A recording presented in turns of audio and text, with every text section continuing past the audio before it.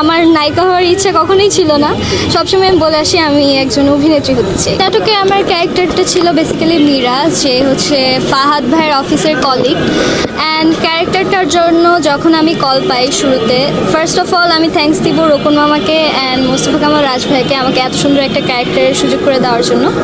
So ক্যারেক্টারটা ফার্স্টে যখন আমি করে একটু ভয় পেয়েছিলাম যে এত বড় একটা ক্যারেক্টার, কারণ আমি যেহেতু এই ধরনের ক্যারেক্টারগুলো আগে কখনো প্লে করিনি, ছোটো বোন বা ফ্রেন্ডের ক্যারেক্টারগুলোই প্লে করতাম, সেখান থেকে এত বড় একটা ক্যারেক্টারের দায়িত্ব নেওয়া আমার কাছে একটু স্ট্রাগল মনে হয়েছিল যে ইরফান সাজ্জাদ ভাইয়ের মতো এমন একজন প্রমিনেন্ট আর্টিস্টের সাথে আমি ওই তালে অ্যাক্টিং করে যেতে পারবো কিনা। বাট যখন আমি অ্যাক্টিং করি অ্যান্ড পর্বগুলো অন ইয়ার হয়, তখন দর্শকের রিয়াকশন দেখে আমি বেসিক্যালি এই ক্যারেক্টারটা পিছিয়ে আরও বেশি এফোর্ট দিয়ে অ্যাক্টিং করছিলাম। নিজের সেরা অভিনয় করতে পেরেছি কিনা সেটা দর্শক অ্যাকচুয়ালি বলবে। আমি সেরা দেওয়ার চেষ্টা করেছি, বাট সেরা হয়েছে কিনা সেটা দর্শকদের উপর নির্ভর করছে। আজকে আমাদের যেহেতু শেষ হয়ে যাচ্ছে গল্পটা, একটু ইমোশনাল লাগছে যে এতদিন একটা ফ্যামিলি বন্ডিংয়ে ছিলাম সবার সাথে, আজকের পর হয়তো আবার এরকমভাবে একত্রিত হওয়া হবে না, এই জন্য একটু ইমোশনাল।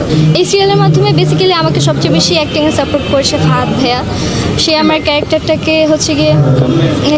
ক্যারেক্টারটাকে ইনভলভ হয়েছে, আমার ক্যারেক্টারটাকে ডেভেলপ করতে আমাকে হেল্প করেছে।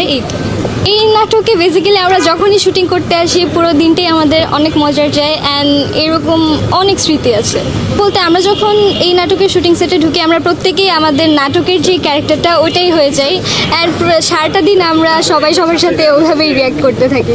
অভিনেত্রী হিসেবে দেখতে চাই, আমার নায়িকা হওয়ার ইচ্ছা কখনোই ছিল না, সবসময় আমি বলে আসি আমি একজন অভিনেত্রী হতে চাই।